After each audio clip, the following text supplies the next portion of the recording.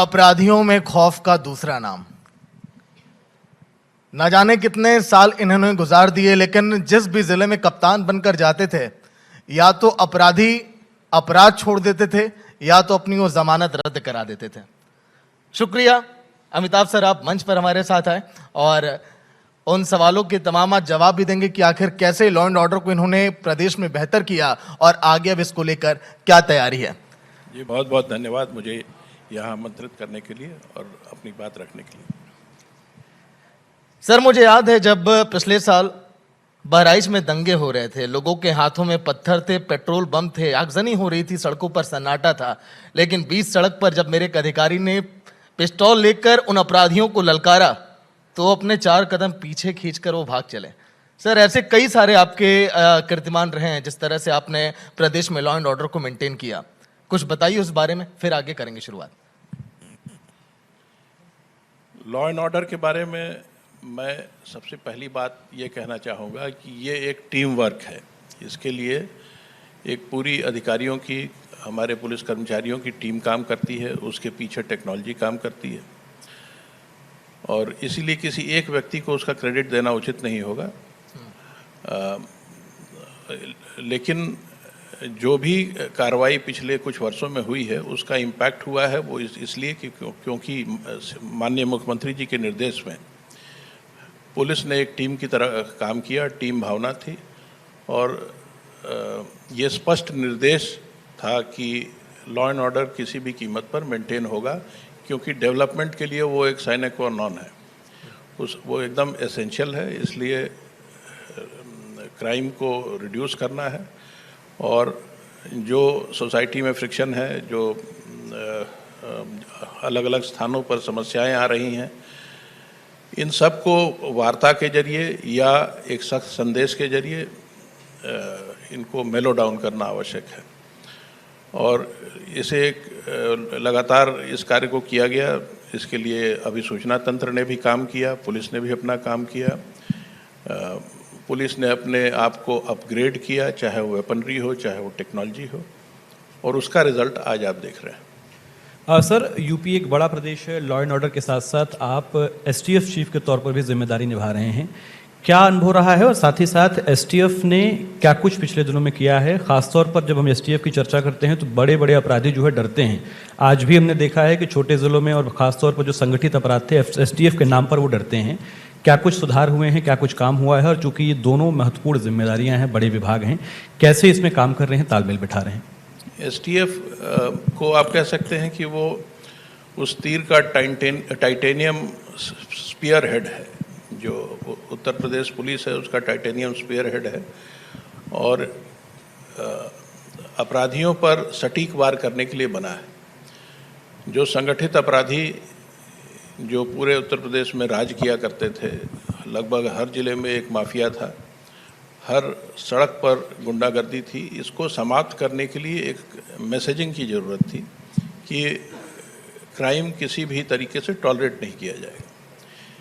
इसके लिए अत्यंत आवश्यक था कि टॉप क्रिमिनल्स को टारगेट किया जाए, उनके एम्पायर को ध्वस्त किया जाए, उनके जो कॉलोकियल शब्दों में कहते हैं कि उनका जो भौकाल है उसको समाप्त किया जाए, जुडिशल सिस्टम का इस्तेमाल उनके विरुद्ध किया जाए और इस चौतरफा वार से जो हमारा ये टॉप एंड क्राइम नेटवर्क था ये ध्वस्त हुआ।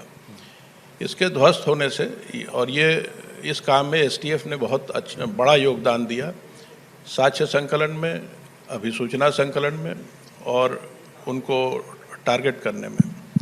एक बड़ा चेंज जो आया वो ये था कि अब हम अपराधी का पीछा करते हैं, चाहे वो पूरे देश में कहीं भी छिपा हो। तो आपने देखा होगा कि झारखंड में, उड़ीसा में, साउथ इंडिया में जाकर भी एसटीएफ ने और एसटीएफ के साथ अन्य पुलिस टीम्स ने भी अपराधियों को पकड़ा है। कई स्थानों पर मुठभेड़ भी हुए हैं और अपराधी मारे भी गए हैं। जब भी किसी अपराधी ने यहाँ कोई रिवर्स मैसेज देने की कोशिश की कि उनका वो यहाँ पर कोई भी गलत काम करेंगे, उसका फिर एसटीएफ ने और बाकी पुलिस ने भी बहुत सख्त जवाब दिया। टेक्नोलॉजी का इस्तेमाल किया, अभिसूचना तंत्र का इस्तेमाल करके उन्हें ट्रैक डाउन किया और बहुत अल्प समय में ट्रैक डाउन किया। ये मैसेजिंग जो है इसने अपराध को समाप्त किया है। माननीय मुख्यमंत्री जी के निर्देश बहुत ही स्पष्ट हैं कि इस प्रदेश में अपराध को टॉलरेट नहीं किया जा सकता और नहीं किया जा रहा है। सर, पुलिसिंग को लेकर भी चर्चा होती है और ख़ासतौर पर अगर हम पुलिस, एसटीएफ और वेपन के मॉडर्नाइजेशन को लेकर बात करें तो क्या कुछ काम हुए हैं? और क्योंकि यूपी एक बड़ा प्रदेश है, निश्चित तौर पर चुनौतियां भी बड़ी होती हैं, तो ऐसे में वेपन्स और तमाम चीज़ों के मॉडर्नाइजेशन को लेकर क्या कुछ काम हो रहे हैं और कहाँ तक हम देखते हैं कि बाकी राज्यों से हम आगे हैं, पीछे हैं, या उनके लिए उदाहरण बन सकते हैं? यूपी ने वेपन्स के एक्सेसरीज का मॉडर्नाइजेशन तो किया ही, क्योंकि जैसी परिस्थितियां हैं उस प्रकार से यूपी पुलिस की वेपनरी होनी चाहिए। लॉ एंड ऑर्डर के लिए हमने अलग वेपन डिफाइन किया, रूम इंटरवेंशन के लिए अलग वेपन्स हैं, रेगुलर पुलिसिंग के लिए अलग वेपन्स हैं और स्पेशलिस्ट पुलिस एजेंसीज के लिए वेपन्स और उनके एक्सेसरीज अलग हैं। तो ये पूरी एक विधा है जिस पर एसटीएफ ने भी स्पेशलाइज किया और अन्य विभागों ने भी, पुलिस के अन्य विभागों ने भी इस पर बहुत काम किया है। इस कारण से यूपी पुलिस की वेपनरी अब देश के समस्त पुलिस फोर्सेज में लगभग बेस्ट है। इसके अलावा यूपी पुलिस उन क्षेत्रों में भी, टेक्नोलॉजी के उन क्षेत्रों में भी आगे है जो अभी इमर्जिंग हैं। यूपी पुलिस ने सबसे पहले ड्रोन का इस्तेमाल शुरू किया। आपको मैं बताना चाहूँगा कि 2008 से यूपी पुलिस सन 2009 से यूपी एसटीएफ ड्रोन का इस्तेमाल कर रही है। उस समय ड्रोन का इस्तेमाल और किसी भी पुलिस फोर्स में नहीं था। एआई का इस्तेमाल में भी यूपी पुलिस अग्रणी है और एआई टेक्नोलॉजीज़ का इस्तेमाल पुलिस अपने डेली के कार्यों में कर रही है और ये एआई टेक्नोलॉजी का उपभोग आज पुलिस के जो फील्ड लेवल ऑफिसर्स हैं, सब इंस्पेक्टर्स और कांस्टेबल्स, वो भी कर रहे हैं। तो इस लेवल का टेक्नोलॉजी पेनिट्रेशन अभी किसी भी लार्ज पुलिस फोर्स में नहीं हो पाया है जितना हम लोगों ने अचीव किया है और ये हमारे अग्रणी रहने का एक विशेष कारण है। सर, क्या ये संभव है कि अपराधियों को पूरी तरह से जड़ से खत्म कर दिया जाए? हर दिन होते हैं एनकाउंटर, अपराधियों का पकड़ा जाना, जो संख्या हजारों में, लाखों में अभी भी प्रदेश में है। क्योंकि ये जिस जमीन पर पैदा हो रहे हैं वहीं पर अगर इन्हें दफ्न कर दिया जाए तो शायद चीजें और बेहतर हो जाएं प्रदेश में।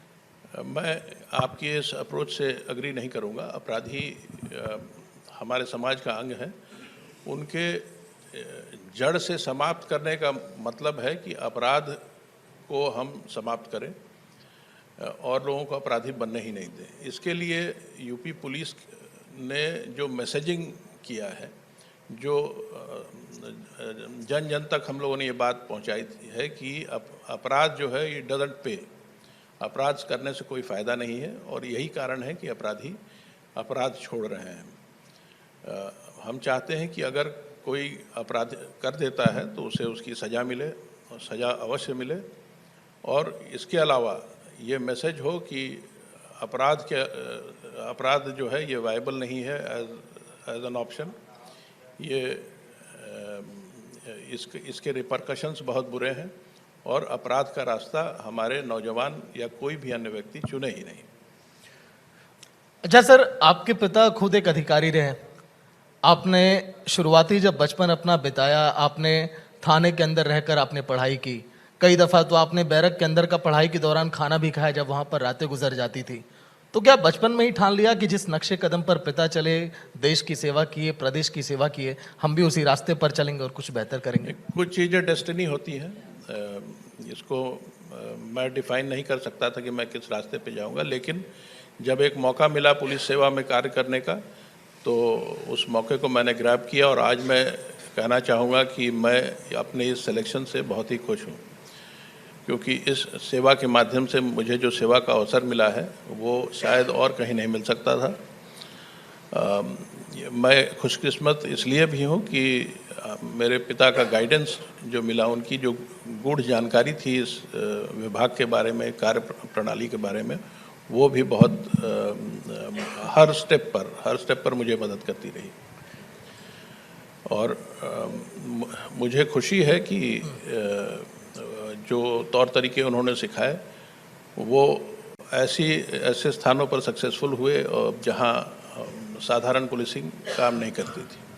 सर पिछले कुछ सालों में ये तो देखा गया है, या तो बड़े अपराधी, संगठित अपराध जो हैं वो खत्म हुए हैं या सजा हुई है या मारे गए हैं। अब आने वाले दिनों में आपको क्या लगता है कि चुनौती क्या है? क्योंकि निश्चित तौर पर संगठित अपराध में कमी आई है।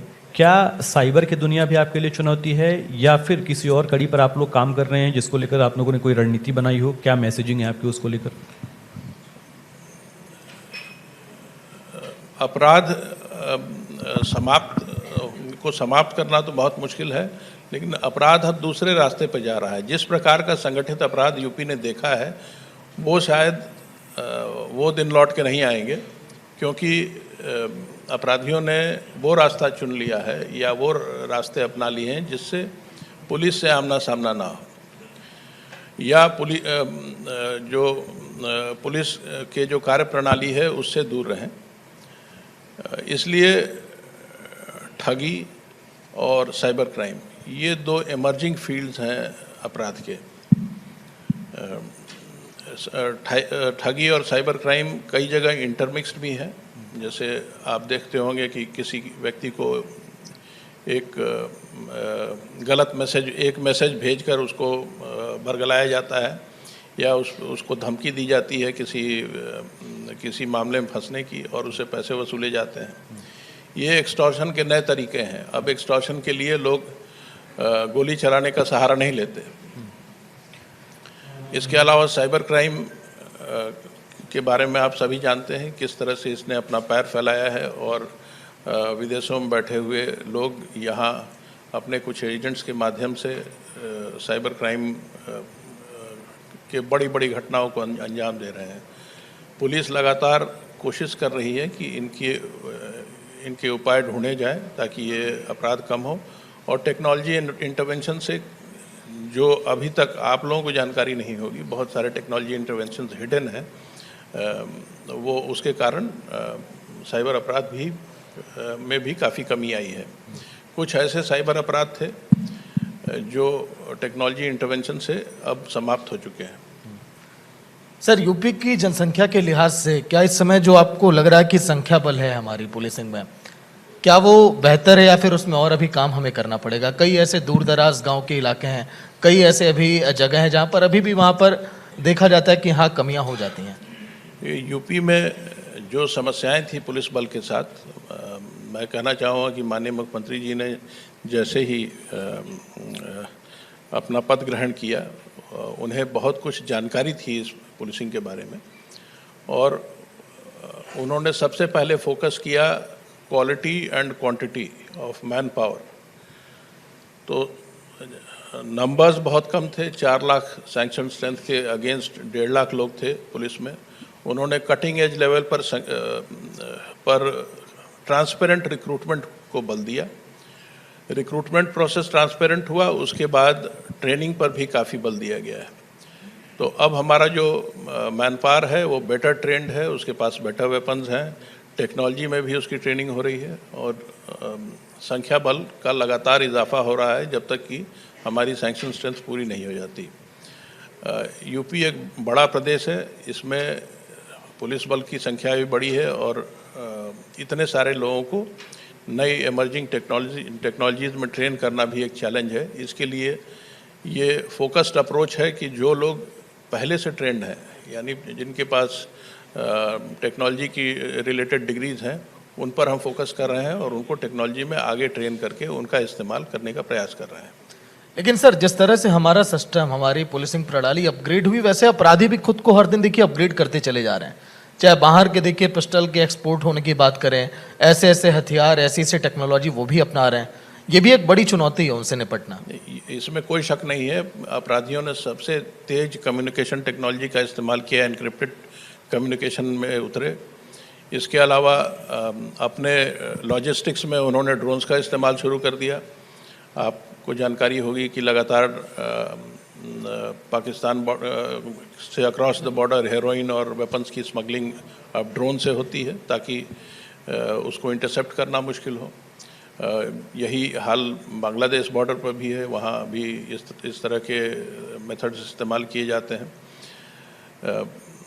तो टेक्नोलॉजी में अपराधी भी compete करेगा पुलिस से, इसमें कोई शक नहीं है। पुलिस कोशिश करती है कि टेक्नोलॉजी में आगे रहें, और यूपी पुलिस खास करके यूपी एसटीएफ ने हमेशा अपराधियों को टेक्नोलॉजी में बीट किया है, और आगे भी मेरी उम्मीद है कि वो बीट करते रहेंगे। हम बड़े इत्मीनान से घूम रहे हैं, उनके पीछे बड़ी वजह और मेहनत है अमिताभ यश जी की और इनकी पूरी टीम की। तालियों से जोरदार पहले शुक्रिया करिए, और आपने अपना कीमती समय दिया सर। शुक्रिया आदर्श आपका, सर आपका।